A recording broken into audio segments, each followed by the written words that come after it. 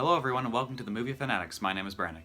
So this new show called 1899 hit Netflix last month and I watched it. And I'm just going to talk about it really quickly before I forget to.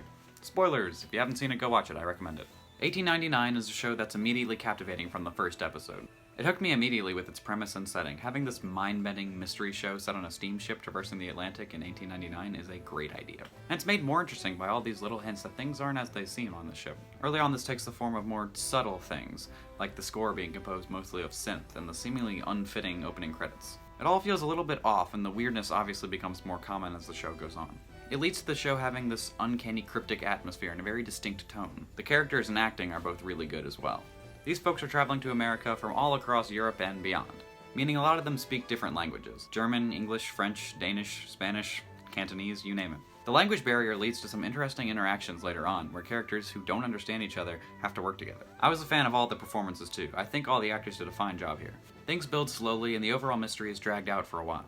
This gives the show plenty of time to develop these characters and their own struggles, while also allowing some insight into their past. The slow pace allows the audience to get to know the characters better, as well as prolonging the mystery to make it more engaging. I also love the visual presentation. 1899 is visually striking. The ship sets have this drab, melancholic vibe with the small, dull cabins and the tight labyrinthine hallways. The same atmosphere is found in the mental hospital and the pyramid and Mora's dad's area. I don't really know where he was.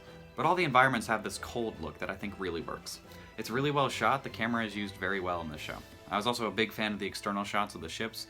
They're CGI, but it's hard to tell. A lot of them look like paintings. There's some great framing and composition here. The show basically has two halves, the second half beginning after the whole mass suicide thing, which by the way was very unsettling. The passengers all marching in sync before throwing themselves off the side of the ship was striking. And those shots of the bodies plummeting to the water were really unnerving. 1899 is not a horror show, but this sequence feels like it's ripped straight from one. Anyway, the first part of the story centers around the voyage being halted after the discovery of the Prometheus. The conflict centers around the passengers' growing mistrust of the captain before a mutiny eventually breaks out. Then, after they all kill themselves, the second part focuses on the remaining main characters trying to unravel their situation. It's kind of about them versus the simulation itself. I will say that I probably preferred the first half a little more. The show started to lose me ever so slightly once they started explaining what was going on more and more. Not to say that it's uninteresting, it's not, and I like how the rest of the show played out. I just feel like I like the first part a bit more.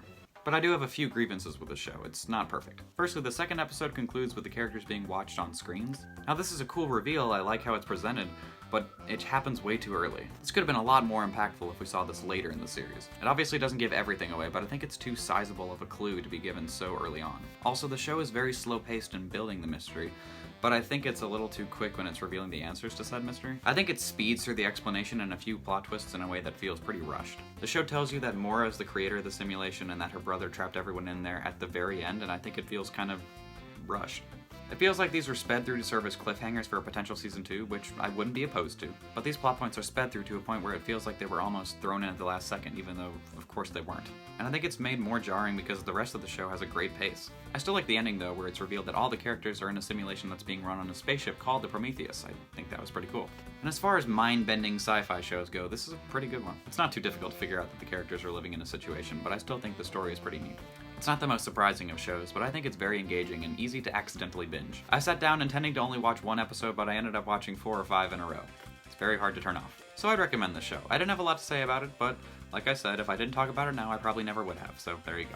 I give 1899 a 7 out of 10. Thanks for watching this video, guys. I hope you enjoyed it, and maybe let you know that the show came out if you didn't already know about it. I plan to have 2 more videos come out this year, a Christmas one, and then my top picks of the year, so look out for those. Anyway, I'll see you soon. Thanks again for watching. This is Brannick from the Movie Fanatics, signing off.